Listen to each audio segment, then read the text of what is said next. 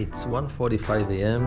and I'm gonna wake everyone up now because it's time to go to Disney World, baby. A trip to the United States, to New York, and to Florida starts now. Let's do it. Mommy. Itai. Itai.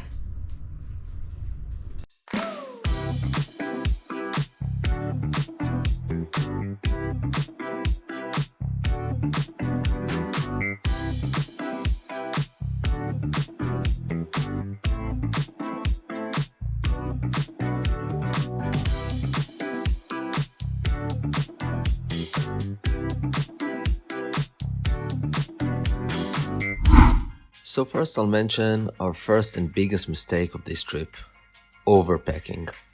This is our first big trip as a family, plus the fact that we traveled during the post-pandemic time, which caused a lot of airports to malfunction and lose travelers' checked bags, and therefore we felt like it was safer to take a carry-on and a backpack for each member of our party with all the valuable stuff. Add to that also the car seat and the booster seat. Just imagine what it's like to stand in line with 3 kids and this amount of luggage.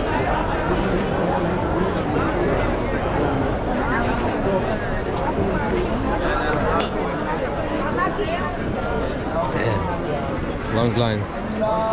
So, 3 hours later, we finally passed the check-in and security and got to the gate just 30 minutes before the boarding time. Now, I'm sure the airport staff will be back to full capacity pretty soon, but just in case you have a flight anytime soon, I can't stress enough how important it is to check how long in advance you should get to the airport, especially when you're traveling with kids and a lot of carry-ons.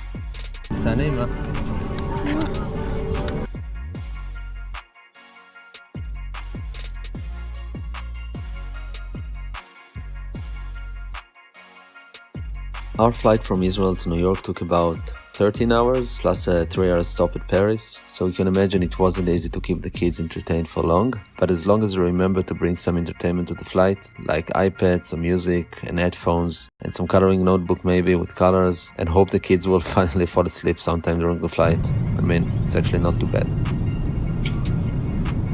3 hours left before we land in JFK. Got to the airport in Israel last night, didn't sleep almost at all.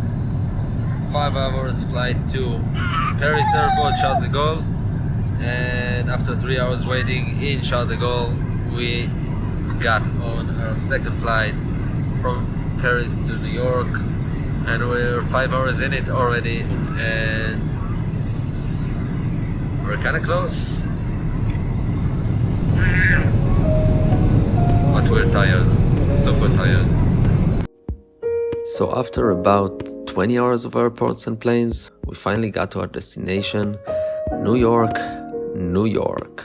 Unfortunately, the border control for foreigners in JFK took something like 2 hours and the AC wasn't the best. But once we were done with that, we got to the biggest taxi we could find and got to our beautiful hotel, Rio Plaza Times Square, which is less than 5 minutes walking from the Times Square itself. How cool is that? We didn't film too much though, because it was super late and we were exhausted from the flight, so let's just jump to the next day.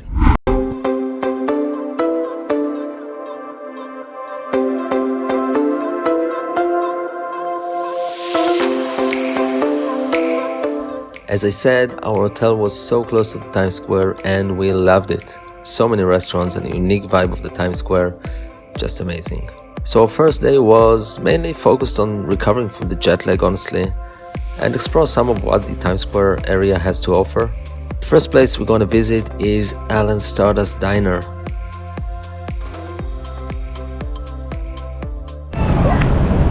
So we're headed to Alan's Stardust to have some lunch, and the waiters should be singing there, I think, so we'll see. Got a recommendation on that place and it looks super cool. We should get there in 2 minutes or something.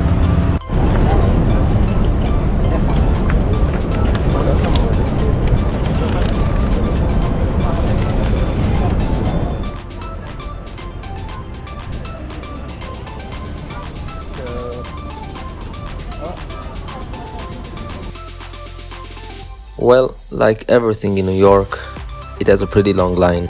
Took us something like 25 minutes to get in.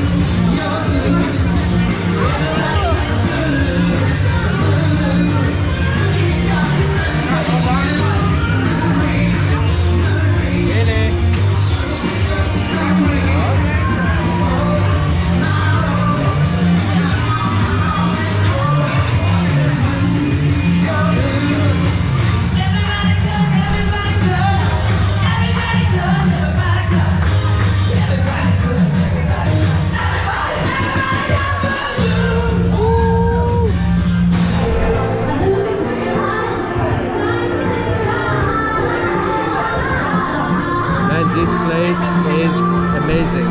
I just ordered the Bopper burger, I think it's called. My wife took the beef, but my kids took some pasta.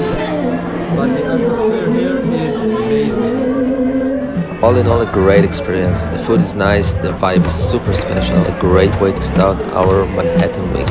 And we also got the chance to sing to Itai one more time. Happy birthday, since he was celebrating his birthday last week.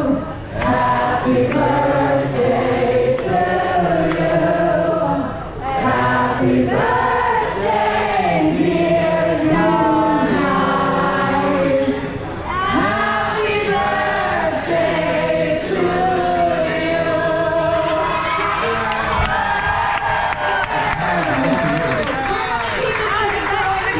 So let's get you something nice and big and showy. And I'm going to go get that birthday table from Waters. Back to the Times Square, where there are so many famous and lovable stores to visit, and today we chose to stop by the huge M&M store.